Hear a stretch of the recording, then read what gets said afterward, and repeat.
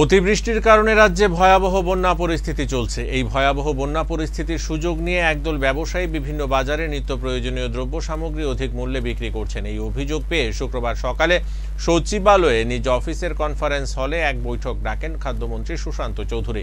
বৈঠকের শুরুতেই রাজ্যের বর্তমান পরিস্থিতি তুলে ধরেন মন্ত্রী সুশান্ত চৌধুরী। তিনি বলেন, ভয়াবহ বন্যা পরিস্থিতির সুযোগ নিয়ে নিত্য প্রয়োজনীয় দ্রব্য সামগ্রীর মূল্য বৃদ্ধি বরদাস্ত করবে না সরকার। খাদ্য সামগ্রীর কালোবাজারি প্রতিরোধে খাদ্য দপ্তর সচেষ্ট রয়েছে। আমরা ম্যানেজমেন্ট সবারই আর হয়তো একদিন দুই দিন বৃষ্টি হইল, তারপর আস্তে আস্তে একটু শুকনা ইয়ে হইল। আগরতলা শহরও তাই আপনারা দেখছেন, জল লাইন হয়ে গেছে। কিন্তু পোস্ট ফ্লাড যে সিনারিওটা, দ্যাট ইজ ইম্পর্টেন্ট।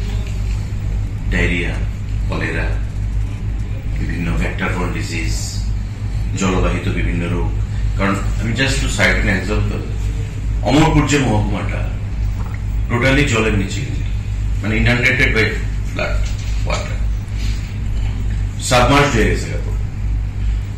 মানুষের টিন দেখা যেতেছে বাড়ি করে, যেগুলো টিলা এলাকা সেগুলোতে হয়তো উঠছে না, কিন্তু লো ল্যান্ড যেগুলো সেগুলো মানুষের মানে সাবমার্জড হয়ে গেছে। কিছু আমাদের মাননীয় মুখ্যমন্ত্রীর নির্দেশে গতকাল থেকে আপনারা দেখছেন, আজ থেকে বিভিন্ন জায়গাতে আমাদের চপার থেকে ফুড প্যাকেট ড্রপিং চলছে হেলিকপ্টারের মাধ্যমে। এনডিআরএফ, এয়ারফোর্স, আমাদের এসডিআরএফ প্রত্যেকেই সারা রাজ্যে কাজে সেখানে ময়দানমুখী, অফিসিয়ালরা ময়দানমুখী।